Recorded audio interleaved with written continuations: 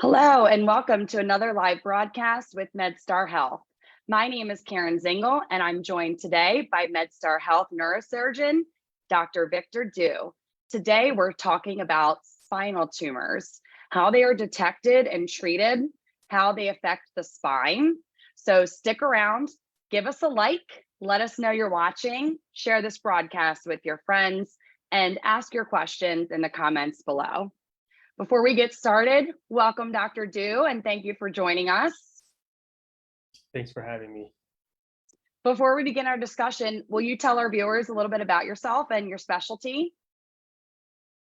Absolutely. My name is Victor Du. I'm a neurosurgeon practicing at Franklin Square Medical Center. I was raised in Ohio. I did my residency and spine fellowship training at Northwell Health in Long Island, New York. And after that, I joined MedStar in the year 2019, and I've been here since then at Franklin Square. And I do the full range of brain and spine surgery, but my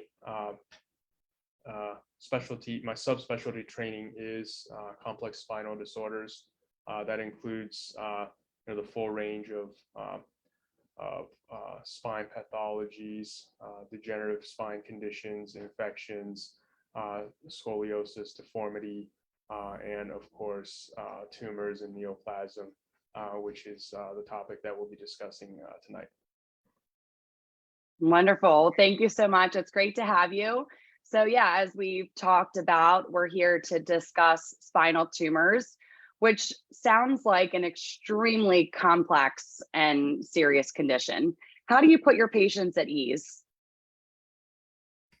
Yeah, often these spine tumor pathologies and diseases can be very complex, and they range from minor issues to very severe and complicated disorders. And I put my patients, and I feel our department and our health system puts our patients at ease because we are a very collaborative and multidisciplinary system. And no matter how complex and how quote unquote serious the disease is, we have a lot of highly trained experts, including myself and my colleagues, who are working on the case and who are coming up with the answer as to the next step in treatment, whether surgical or non-surgical, and in conjunction with all our colleagues, and that could include oncologists, radiation oncologists, and all the highly trained personnel at MedStar, physical therapy, rehab, everyone who's involved in managing the treatment and the recovery process. So you have a whole team in your corner.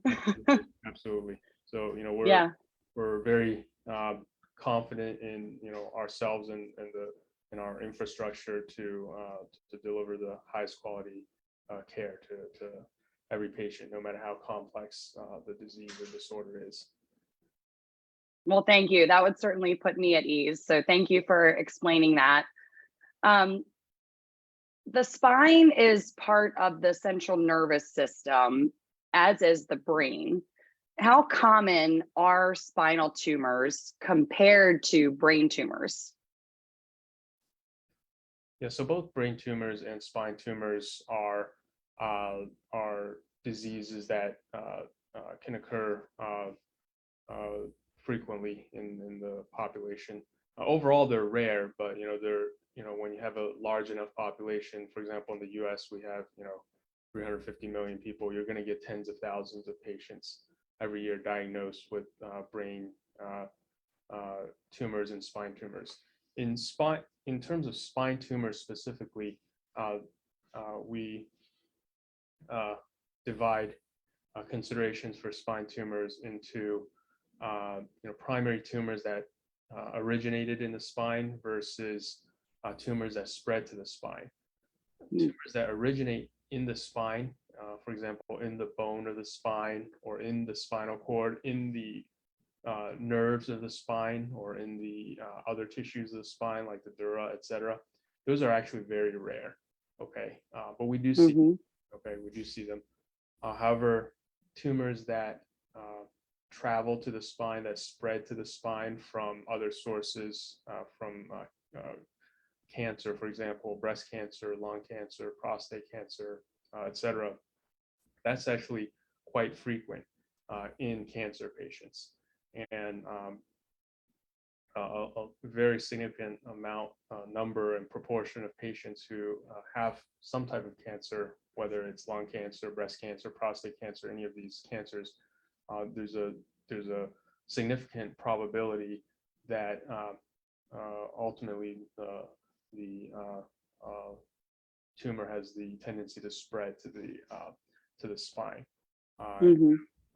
Each of these conditions have different approaches and different treatment options. All right, thank you so much. Do tumors reside on the bones of the spine, the nerves, the muscles, the vertebrae, the membranes of the cord itself, or any of the above? Yeah, so the short answer is all of the above. And as I alluded to earlier, there's more rare and more common tumors on the spine. In terms of tumors in the bone, like I said, there's many instances of cancer that, if a patient has a cancer and, it's at a more advanced stage, there is a significant chance that it would spread to the spine. Okay, and so that usually spreads to the bone of the spine, and that's something we frequently see. In terms of the nerves, the membrane of the spinal cord or the spinal cord itself, those are very rare. Tumors that arise there and cause issues are very rare, fortunately. But we do see them. We do see them, when the population is large enough and you see enough patients, you will see them. And Mm-hmm. and depending on their location and what kind of symptoms they're causing and what kind of issues they're causing, then that guides treatment and guides Mm-hmm. the next step as to management. Okay, thank you. We'll talk about treatment in just a minute, but I do want to pause and welcome our viewers who just joined us. Thank you for joining us this evening. I am here today with MedStar Health neurosurgeon, Dr. Victor Du. We are talking about spinal tumors, how they are detected and treated, and how they affect the spine. So we've talked a little bit about where spine tumors can be located, what they can do within your body, and the multidisciplinary team at MedStar Health that is there to support you should you have a spinal tumor. So, Dr. Du, can you talk about diagnosis? How are spinal tumors diagnosed? Sure. So usually there are several avenues or several scenarios where spinal tumors come to our attention. Okay. Number one, back pain. Okay. Often, because the tumor is growing and disrupting the normal tissues and the nerves associated with the normal, tissues and structures of the spine, each of which, has its associated nerves. So when those nerves are irritated because of the tumor, the patient will, experience a very localized focal pain in their back. Mm-hmm. And, that brings it to attention. Now, I'm not saying, if you have back pain, you should immediately think you have a spinal tumor. That's not, Mm-hmm. that if you have back pain, it could be for a variety of reasons, and a spinal tumor is one of the rarest reasons compared to everything else, that can cause back pain, whether it's over exercise or things like that. But if the pain is very severe and absolutely, not going away or getting worse no matter what you do, it may be worth getting evaluated by your primary doctor, and in a percentage of that situation, the further imaging or further testing may um, reveal that there's a spinal tumor. But again, that's just a scenario that we see. And I'm not saying that, just because you have back pain, you should be overly worried that you have a spinal tumor. That's not the case at all. That if you have a severe spinal tumor and, if you have severe spine pain, back pain, it could be something that your primary doctor can evaluate, and 95 times out of 100, it's something completely innocent and not an issue. So Okay. back pain, I said, Mm-hmm. a common way that spine tumors come to our attention is neurologic symptoms. And that means a loss of motor function or sensory function, or issues with urination or rectal function. And that's the case because, as you know, the spinal cord is contained in the spine, and the spinal cord carries the information from the brain to the rest of your body, and vice versa.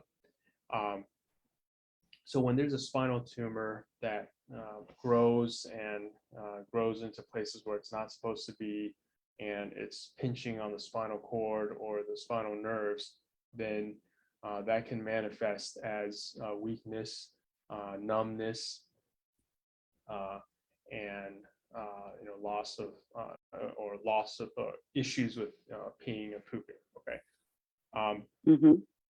So that's a scenario where we see, but again, there are many other causes of those particular symptoms. If you as a patient do have new weakness or numbness that's significant, then certainly that should be seen and should be evaluated as soon as possible by a physician. And they may order imaging and testing, and it may reveal that the issue is coming from the spine or other part of the body. And in a small percentage of those that scenarios, it could be revealed that there's an underlying spine tumor. But certainly, neurological symptoms are a serious issue that should be seen, and further workup by your primary doctor or other setting can help identify the problem. And finally, one last scenario that I would like to just is the incidentally discovered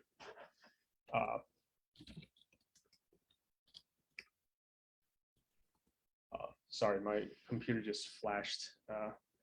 That's okay. I don't know if I got interrupted, but Nope. Okay, good. You're still good. So finally, the incidentally discovered tumor, what that means is imaging or testing done for another reason or another symptom just finds incidentally that you have a spinal tumor. Okay, and the most common scenario where that happens is someone with cancer. Okay, they have a cancer diagnosis, and additional imaging is ordered to see if it has spread, in parts of the body. And sometimes, the imaging, whether the CAT scan or PET scan or MRI, will show that yes, that there has been some spread to, the bones of the spine or other structures of the spine. And they may have symptoms or may even not have symptoms from that. Mhm. That's a scenario where spinal tumors could be brought to our attention. Okay, thank you so much. You mentioned imaging. What type of imaging is typically used to diagnose a spinal tumor? Mhm. So the mainstays of imaging are the CAT scan, the CT scan, the MRI, Hmm. and cancer patients undergo PET scan. Okay, those are these are Hmm. the main studies we use. The CT scan or the CAT scan. The CT scan provides very highly detailed view of the bones, including of the spine.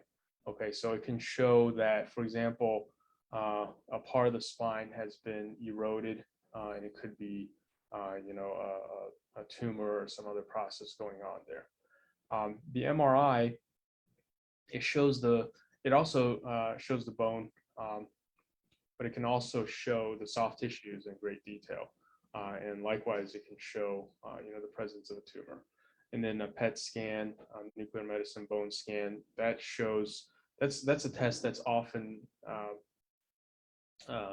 prescribed for known cancer patients, and it can show where in what part of the body that there may or may not be spread of the cancer. And the PET scan uh, uh, or the nuclear medicine bone scan can show that. Okay, thank you so much. I have some questions from our viewers that I want to ask you before we continue talking about, other treatments and other things related to our discussion today. But I do have a question from Monique. She actually has two questions. So thank you, Monique, for joining us and for asking your questions. The first question she has is, do spinal tumors show up on people who have MS or multiple sclerosis? And she's asking, do you lose your ability to walk? I guess if you have a tumor, does that affect your walking ability? So you can answer both of those for me. Sure. So in terms of multiple sclerosis, there's no specific association with tumors that appear in the spine, but multiple sclerosis does manifest as other abnormalities, not tumors, other abnormalities in the spinal cord, and that can cause weakness and other neurological symptoms, but not real as part of multiple sclerosis, not as as a not because specifically of a tumor. Okay. Mm-hmm. If someone has multiple sclerosis and they have a tumor, then that would be two separate things going on. And Mm-hmm. in terms of the ability to walk, multiple sclerosis can affect that. But if there's a tumor of the spine, if that tumor is causing issues with the spinal cord or nerves, for example, pinching the spinal cord or nerves, that can certainly affect neurological function, including the ability to walk. Mm-hmm. Or it could just be a tumor that's sitting there on the structure of the spine that's not, causing severe pain or weakness or numbness.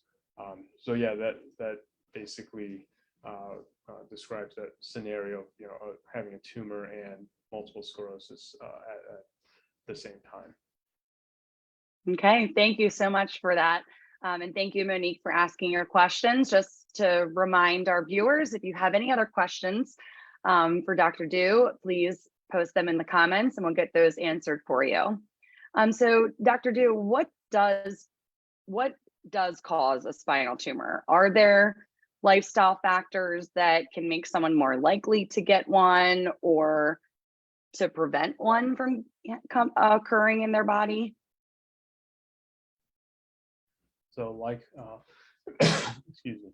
So like we discussed earlier, spread from other cancers is a common cause of spinal cord of spine tumors. Mm-hmm. metastatic spread from other cancers. So, having other cancers does increase the risk of having spine tumors, uh, and that's one large risk factor. And of course,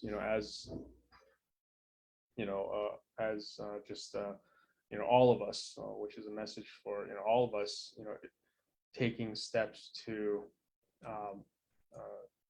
avoid bad health habits that could contribute to cancer. For example, smoking. Okay, avoiding that type of thing that can increase the risk of cancer. That will also lead to decrease in the likelihood of getting cancer and then having cancer spread to the spine. So avoiding risk factors, avoiding and overall healthy living. Right. Avoiding these risk factors that can cause cancer. Radiation exposure. Okay, most of us, that's not an issue. Some of us who work in settings where there's radiation exposure, even many of us in the medical field, X-rays and this equipment that will directly expose us to radiation. Taking the precautions to protect ourselves. I mean, anyone who works with radiation, there are protocols and safety requirements. Wearing lead or being covered in lead and that type of thing to avoid excessive radiation. That's one thing to keep in mind. And of course,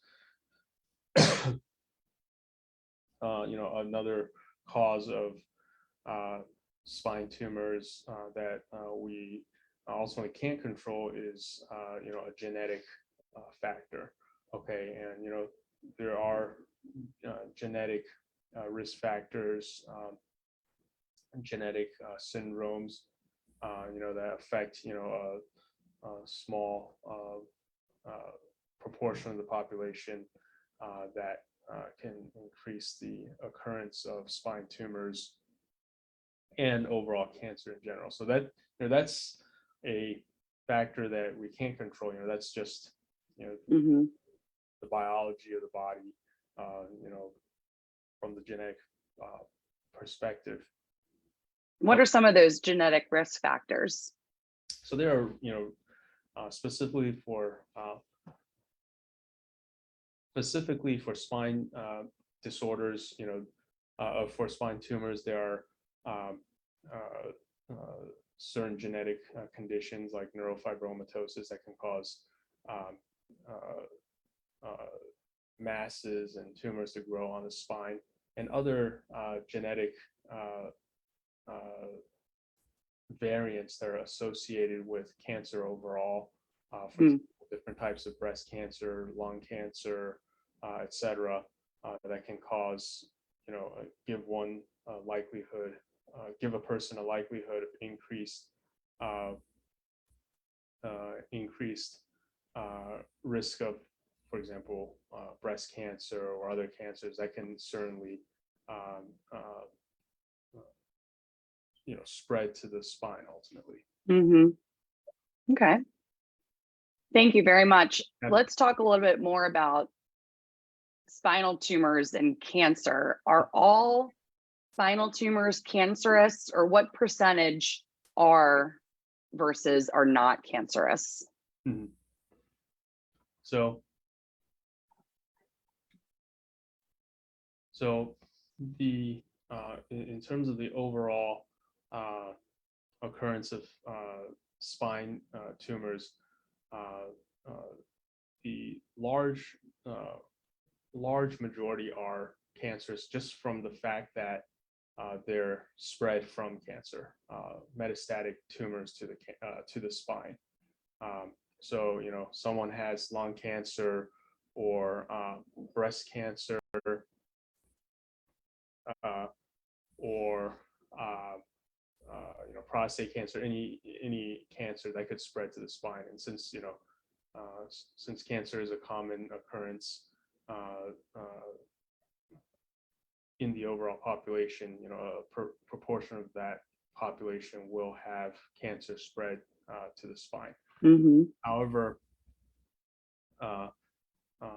there are numerous spine tumors that are benign in the sense that they will not spread all over your body and will not, result in necessarily in a fatality because of relentless spread. But because of their location in the spine, the spine is high value real estate. There's a spinal cord there. There's spinal nerves there. If a benign tumor grows in the spine, for example, a nerve sheath tumor, or a meningioma, or a benign bone tumor, a very aggressively growing, locally aggressively growing, but not spreading, hemangioma, which is benign, but they can still, grow in a high value real estate area that can start causing problems like starting to compress the spinal cord, starting to compress the spinal nerve roots. So those are benign conditions that are not cancer, but they can cause a lot of problems. And, benign tumors in that regard, for example, these nerve sheath tumors, they're rarer than tumors that spread to the spine, like a cancer that spreads there. Okay. Thank you very much. Let's talk about how tumors are formed. We've talked about cancer spreading. Maybe that's more relevant for the non-cancerous tumors, but I'll let you speak to that. Of course, you're the expert. But can you talk about how tumors are formed? And along with that answer, can you talk about the most common types of tumors of the spine? Sure, absolutely.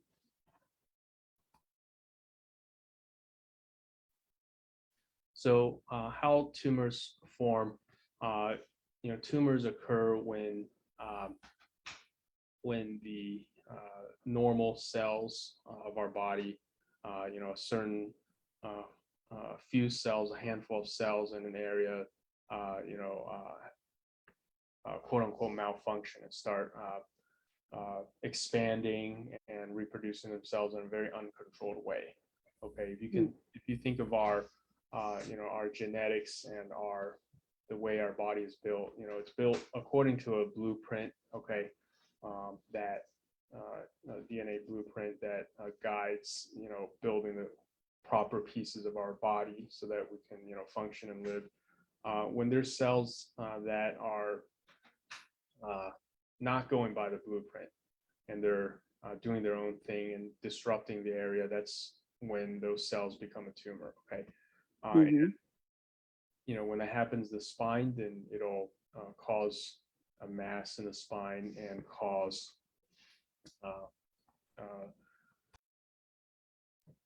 the symptoms we discussed, like pain, destruction of the spinal structures, and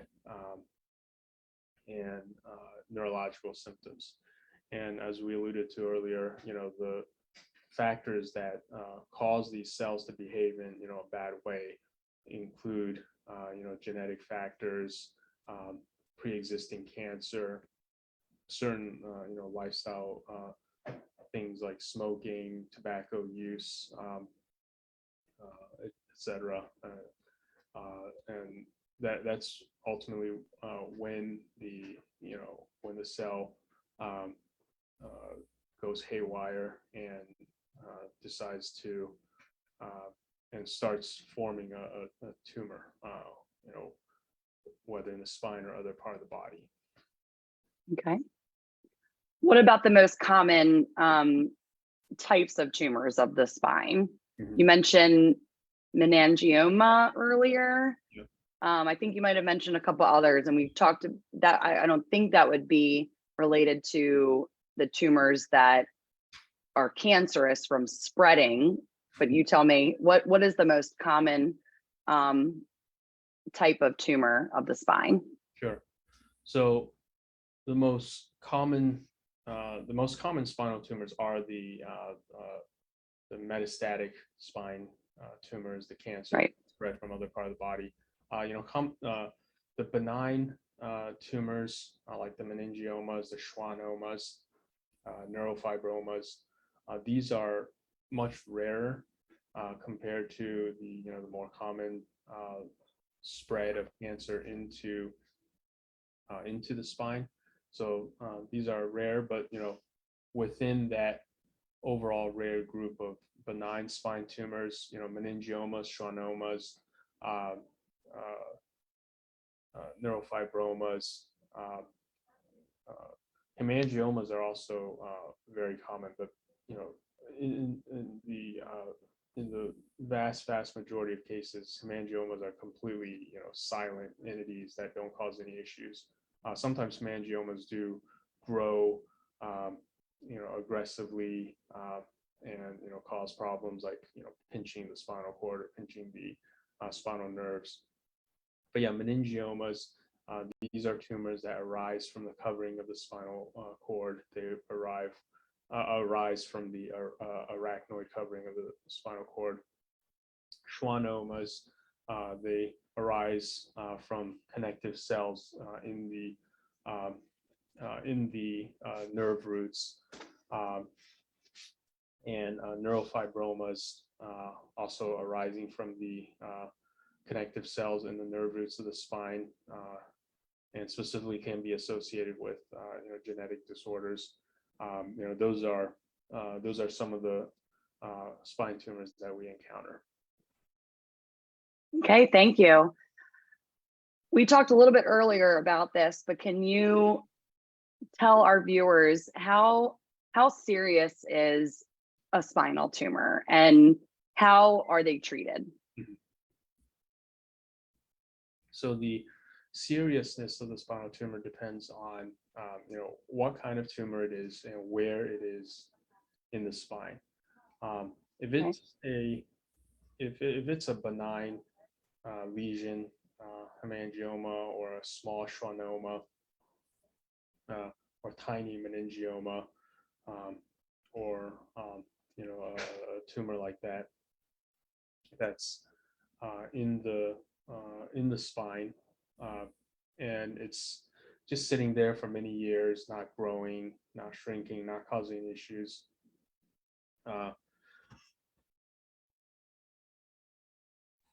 Those are not very serious because they're just a benign growth that's not compromising the normal function of the spine and the spinal nerves and not causing any pain. Okay. Now, they're benign, but they are a little too too big for their location. Then they can start causing symptoms. They can start causing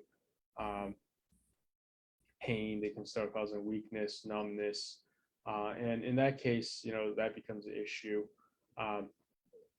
Fortunately, they're benign, so they're not going to spread to the rest of your body. Right.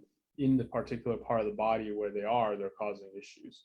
So that's in that case, they can be treated. Usually, if they're causing neurological symptoms, then we would recommend surgery to remove them. Okay. They're benign. Once we remove it, they're almost certainly never going to come back, never going to trouble you again. But while they're there and causing symptoms, obviously they can be very troublesome, even though they're benign. Right. But the cure would be the removal of the tumor. To relieve those symptoms, to confirm that they're benign, and to confirm that they're not a cancer that'll come back.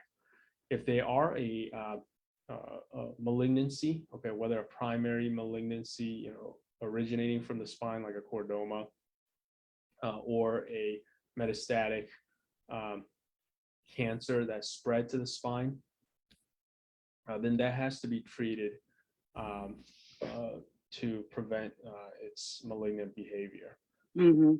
And in the great majority of cancers that spread to the spine,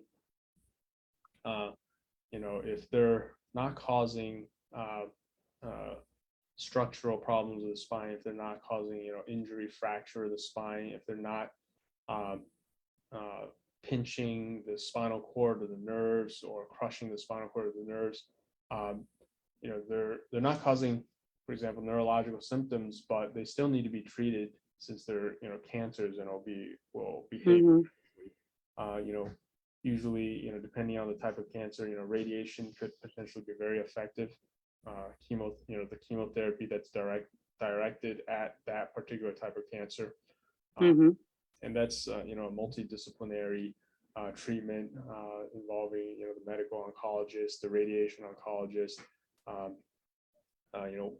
Sometimes, if there's structural issues, the spine surgeon will get involved. Mm-hmm. But that's the treatment for these cancers in the spine. Okay. And if they're whether they're benign or malignant, benign or cancer tumor in the spine, if it causes injury or undermines the structural integrity of the spine, for example, causing a fracture, causes instability of the spine, then that's something that's also treated. And there are a variety of treatments, ranging from kyphoplasty, which is injection of cement into a relatively mild fracture caused by a tumor. Sort of thinking, if you think of, if there's a crack in the wall, you caulk the crack so that it's it repairs the wall. So a fracture in the spine caused by the tumor is the same idea. So you can inject cement to stabilize that segment, to improves the symptoms like, back pain, etc.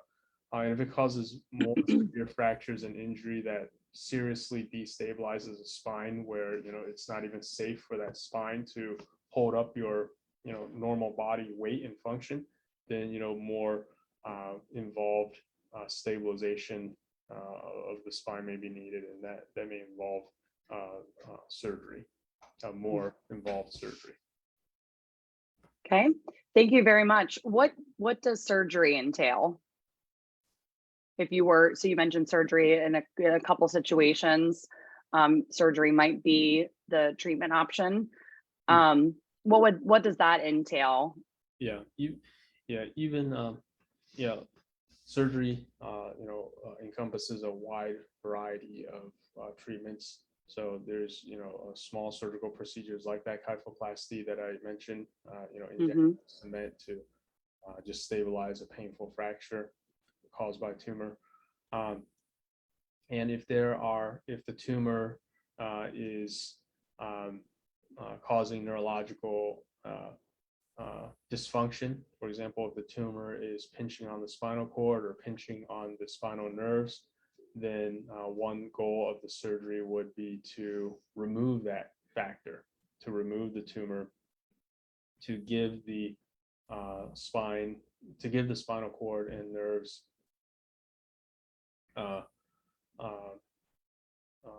some space, and that would be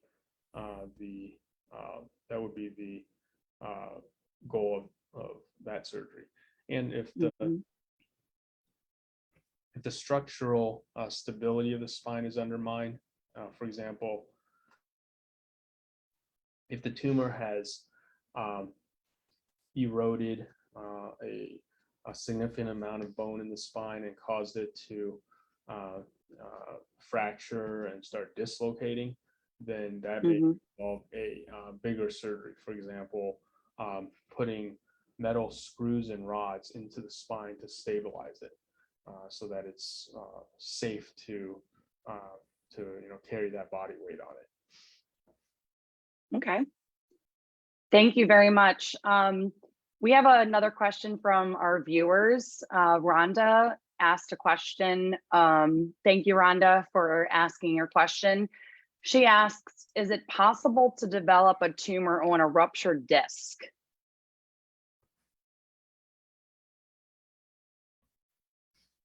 So that particular scenario, even though that's theoretically possible, it's extremely unlikely.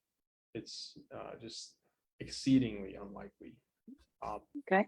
And a ruptured disc is a mechanical disorder of the spine that's just an issue with the anatomy of the spine. And developing a cancer there is highly unlikely. That's the answer. Okay. If a cancer appears in the area, then it would completely be unrelated to the disc. It would just be, if there's another cancer process going on. The Okay. short answer is it's the disc is not going to lead to cancer. Okay, thank you very much. Thanks again, Rhonda, for asking your question. We talked a little bit about surgery earlier. Can you talk about what support is available to patients while they're recovering from surgery? And can you talk about how long that takes and what is our patient's long-term outlook after surgery?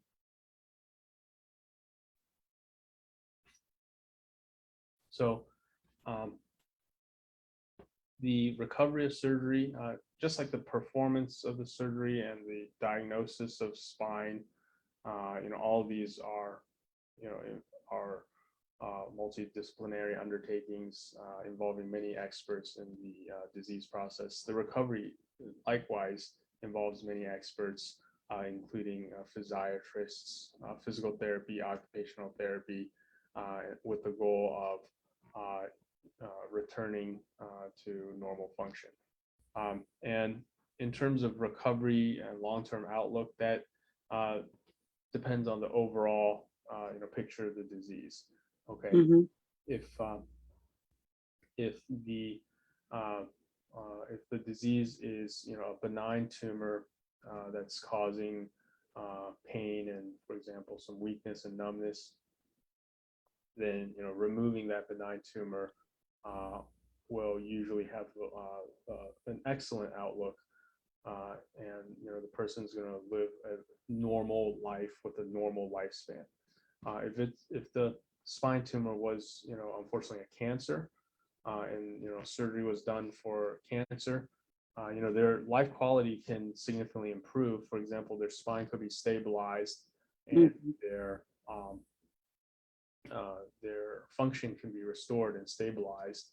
However, there's still the overall cancer that they have to treat. Right. Whatever the scenario or outlook, the resources and the multidisciplinary approach are there. So even in a tough situation like a aggressive cancer that involved the spine and needed spine surgery, we're going to involve all the previously mentioned experts to manage and to maximize the outcome and the outlook. From the medical oncologist, the radiation oncologist, to the the neurosurgeon, the spine surgeon, to the rehab folks, the rehab physicians, the physical therapists, occupational therapists. It's really a multidisciplinary, large team that's going to be involved. Thank you very much. So you've mentioned the teams that are involved in this process. Can you tell us more about the neurosurgical and the neuro-oncologic programs at MedStar Health? Yeah, so the neurosurgery and the neuro-oncology program here is something that we've developed over the years and we're very proud of. the neurosurgery department here in MedStar Baltimore at Franklin Square includes myself and my colleagues, Jugo Shah, Teresa Wojciechowicz, Charles Schnee, Zina Durai, and Samir Sir. And all of us are, close colleagues and collaborators on, every aspect of neurosurgical care, including neuro-oncologic care. And our collaboration is also with the medical oncologist, the neuro-oncologist, our oncology department. And we discuss cases, we manage patients, like I said, in the multidisciplinary way. And in addition, we are very closely aligned with and in collaboration with our excellent radiation oncology department here. That's at Franklin Square and Good Samaritan Hospital here in MedStar Baltimore, and we also collaborate. Excuse me. We also collaborate with our MedStar colleagues at Georgetown and Washington Hospital Center, and we take care of the range of brain and spine surgical disorders. Today's our topic is spine, and again, the emphasis is on the really the multi-disciplinary, getting many perspectives, many expertise, a lot of expertise from different specialties and different individuals with a wealth of experience, all involved in taking care of each patient's condition, which can be whether they're simple or it could be very complex. Yep. Great. Thank you so much. Are there any exciting innovations, research, or technology on the horizon that you're looking forward to? Yeah, there are many examples of exciting technology involved in spine surgery for the care of spinal tumors and for the non-surgical treatment of spinal tumors. In terms of this surgical perspective, there are a lot of exciting new technologies, including spinal navigation, spinal robotics. These are techniques that allow us to more safely, more accurately, more comprehensively treat spine tumors that need surgery. In terms of the non-surgical treatment, which we also are involved with in terms of having these patients managed by the medical oncologists. Mm-hmm. That includes the whole range of new and innovative medical therapies like immunotherapies and targeted therapies that the medical oncologists offer for spine cancers. And our radiation oncologists, they're always at the cutting edge of delivering radiation care to tumors that need to be treated with radiation. We have CyberKnife and other radiation modalities here at Franklin Square at Good Sam. Okay. Thank you so much. This was a wonderful discussion. Lots of good information that we were able to share with our viewers today. Before we wrap up, what do you want to make sure that our viewers take away from this conversation about spinal tumors?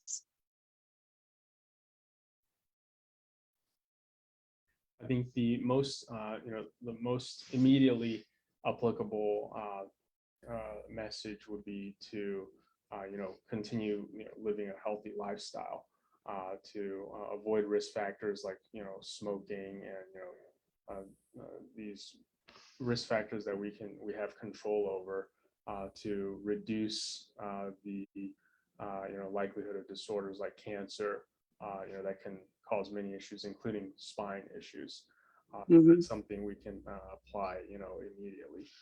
In terms of if a person gets diagnosed with a spine tumor, then that's something that should be evaluated closely by a spine surgeon, neurosurgeon, and the entire and potentially the entire multidisciplinary team. And having those resources, those infrastructures, including at our neurosurgery department and in our collaborators with our medical oncology department, radiation oncology department, and to have our infrastructure, that's something that can really give the best support to treating and managing these often very complex conditions.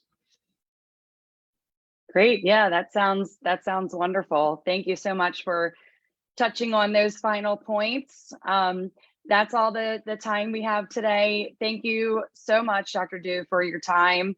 Really appreciate the wonderful information. Thank you to our viewers for joining us today. If you'd like to learn more about Dr. Du, you can visit medstarhealth.org/DU, or for an evaluation, you can call 443-777-8807, and we'll post that in the comments as well for ease of access. Thanks again, everyone. Thank you, Dr. Du. Have a wonderful rest of the day, and we'll see you next time. Thanks, everyone.